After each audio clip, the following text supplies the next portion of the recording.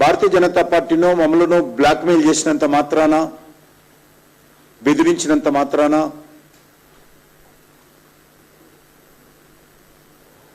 ఆయన మీద ఉన్నటువంటి వ్యతిరేకత పోదనే విషయం అని అర్థం చేసుకోవాల్సిన అవసరం ఉంది. నిందలు మోపినంత మాత్రాన, అసభ్యంగా వివరించినట్లంత మాత్రాన, అబద్ధాలు వ్యాప్తి చేసినంత మాత్రాన ప్రజల్లో కాంగ్రెస్ మీద వ్యతిరేకత తగ్గదన్న విషయాన్ని నేను ఈ సందర్భంగా మనవిస్తాను. ఆ లెక్కన ఈరోజు రేవంత్ రెడ్డి గారి మాట తెలంగాణ ప్రజలు వినే పరిస్థితి లేదు. తెలంగాణ ప్రజలు ఈరోజు గత శాసనసభ ఎన్నికల్లో మేము మోసపోయాము, మాకు ఇస్తానన్నటువంటి అనేక రకాల హామీలకు నమ్మి ఓటేస్తే ఈరోజు ఏది కూడా అమలు చేయడం లేదు. కాబట్టి ఈరోజు తెలంగాణలో ఏ సామాజిక వర్గం కానీ ఎవరు కూడా ఈరోజు రేవంత్ రెడ్డి మాటలను సీరియస్గా తీసుకునే పరిస్థితి లేదు. బట్టి గౌరవ ముఖ్యమంత్రి గారు కాబట్టి ఆయన వ్యక్తిగతంగా నా మీద, మా పార్టీ మీద, మా ప్రభుత్వం మీద ఆరోపణలు చేశాడు కాబట్టి చెప్పాల్సినటువంటి అవసరం ఉంది కాబట్టి నేను చెప్తా ఉన్నాను. నిధులు రావడానికి రాష్ట్రంలో, ఏ రాష్ట్రంలో అయినా ఒక నిర్దిష్టమైనటువంటి కార్యాచరణ ప్రణాళిక ఉంటుంది. ఎవరైనా దానికి లోబడి రూపకల్పన చేసుకోవాల్సిన అవసరం ఉంటుంది. పెద్ద గొంతేసుకొని మాట్లాడినంత మాత్రాన ఈరోజు సమస్యలు పరిష్కారం కావు. తెలంగాణ రాష్ట్రంలో గత 10 సంవత్సరాలుగా బీజేపీ ప్రభుత్వము, మోడీ గారి నాయకత్వంలో ఏం చేశామనే విషయము సుమారు 10 లక్షల కోట్ల రూపాయల సంబంధించినటువంటి కార్యక్రమాల వివరాలన్నిటిని కూడా రిపోర్ట్ టు పీపుల్ పేరు మీద 2.5 గంటల పాటు ఒకసారి ఆర్టీసీ కళ్యాణ మంటపంలో, ఒకసారి పింగళ వెంకటరెడ్డి రామరెడ్డి హాల్లో చాలా స్పష్టంగా తెలంగాణ ప్రజల ముందు పెట్టడం జరిగింది.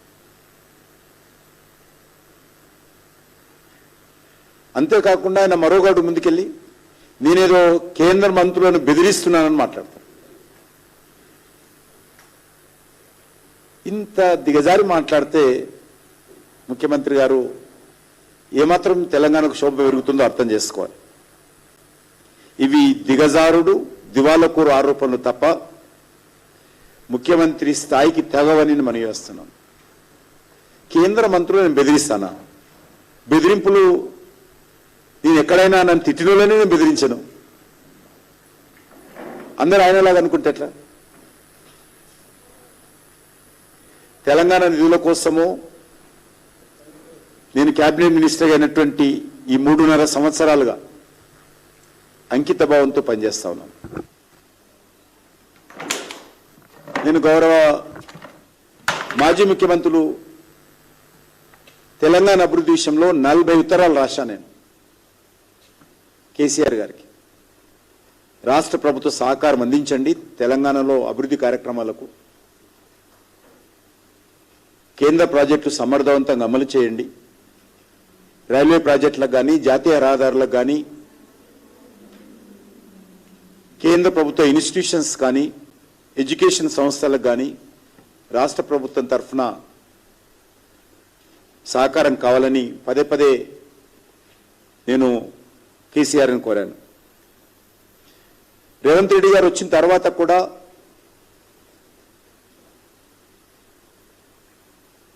త్రిపుల రింగ్ రోడ్డు విషయంలో కావచ్చు, రైల్వే ప్రాజెక్టుల విషయంలో కావచ్చు, వీరు కూడా ఉత్తరాలు రాశాను నేను.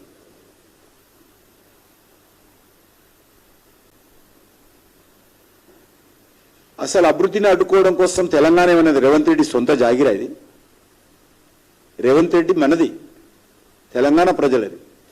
రేవంత్ రెడ్డి ఈరోజు ఉంటారు, రేపు పోతాడు. కానీ తెలంగాణకు న్యాయం జరగాలని కోరుకుంటాము, తెలంగాణ అభివృద్ధి జరగాలని కోరుకుంటాము, తెలంగాణలో భారతీయ జనతా పార్టీ బలం పెరగాలని కోరుకుంటాము, ప్రజలకు మేలు జరగాలని కోరుకుంటాము. అంతే తప్ప రేవంత్ రెడ్డి మీద కోపంతో తెలంగాణ అభివృద్ధిని అడ్డుకునేటువంటి అజ్ఞానులను కామేమన్న విషయాన్ని అర్థం చేసుకోవాలి. అసలు రేవంత్ రెడ్డిని కూడా వ్యక్తిగతంగా మాకు ఎందుకు విమర్శించాలి? మేము కేసీఆర్ ఉన్నప్పుడు వ్యతిరేకించలేదు అభివృద్ధిని, రేవంత్ రెడ్డి గారు ఉన్నప్పుడు వ్యతిరేకించాము. కేరళలో కమ్యూనిస్ట్ పార్టీ ఉన్నా అక్కడ వ్యతిరేకించాము, తమిళనాడులో డిఎంకే ప్రభుత్వం ఉన్నా వ్యతిరేకించాము, కర్ణాటకలో కాంగ్రెస్ పార్టీ ప్రభుత్వం ఉన్నా వ్యతిరేకించాము. అనేక రకాల అభివృద్ధి కార్యక్రమం అమలు చేస్తూ ఉన్నాము. దేశంలో 7 టెక్స్టైల్ పార్కులు వస్తే ప్రధానమంత్రి గారితో మాట్లాడి ఒప్పించి తెలంగాణకు ఒక ప్రాజెక్టు తెచ్చాను. ఇండస్ట్రియల్ పార్కులు వస్తే తెలంగాణకు ఒకటి తీసుకొచ్చాను. రీజనల్ రింగ్ రోడ్డు తెలంగాణ కోసం వచ్చింది. కానీ ఈరోజు ముఖ్యమంత్రి గారి వివరం ఎట్లుందంటే ఖాళీ పాత్రలు పెద్ద శబ్దం చేస్తాయి. రేవంత్ రెడ్డి గారి వివరం అట్లనే ఉంది. నేను విలువలకు ప్రాధాన్యత ఇచ్చే వ్యక్తిని, ప్రజల పట్ల విశ్వసనీయతకు కట్టుబడి ఉంటాను, నైతిక విలువలతో కూడినటువంటి రాజకీయాలకు ప్రాధాన్యత ఇస్తాను.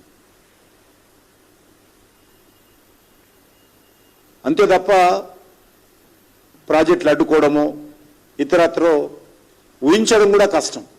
నా తరఫున ఆ రకమైనటువంటి చర్యలు ఎవరైనా ఊహించడం కూడా తప్పే అని సందర్భంగా వహిస్తున్నాం. అదే కాకుండా చిన్నప్పటి నుంచి కూడా ఒక సిద్ధాంతానికి కట్టుబడినటువంటి వ్యక్తిని, కాబట్టి ఈ తాటాకు చప్పులకు భయపడే వ్యక్తిని కూడా కాదు. నేను తప్పు చేయనప్పుడు అసలే భయపడను, తప్పు జరిగితే ఒకవేళ పొరపాటున విధానం మార్చుకుంటాను తప్ప వైఫల్యాలను, అవాస్తవాలను, అసమర్థతను నా మీద రుద్దితే అది మంచిది కాదు. నా మీద రుద్ది తప్పించుకున్నటువంటి కుట్ర రేవంత్ రెడ్డి గారు తన వైఫల్యాల నుంచి చేస్తా ఉన్నారు. నేను కానీ మా పార్టీ కానీ మేము గత పార్లమెంట్ ఎన్నికల్లో ఈరోజు దేశంలో అధికారంలో ఉన్నాం కాబట్టి ఏవైతే దేశ ప్రజలకు హామీ ఇచ్చామో దానికి కట్టుబడి ఉండి ప్రతి ఒక్కొక్క హామీ అమలు చేయాల్సినటువంటి బాధ్యత మాది. అమలు చేసి చూపిస్తాం, చేస్తూ ఉన్నాం. హామీల కట్టుబడి పనిచేస్తామని కూడా మనం చేస్తా ఉన్నాం.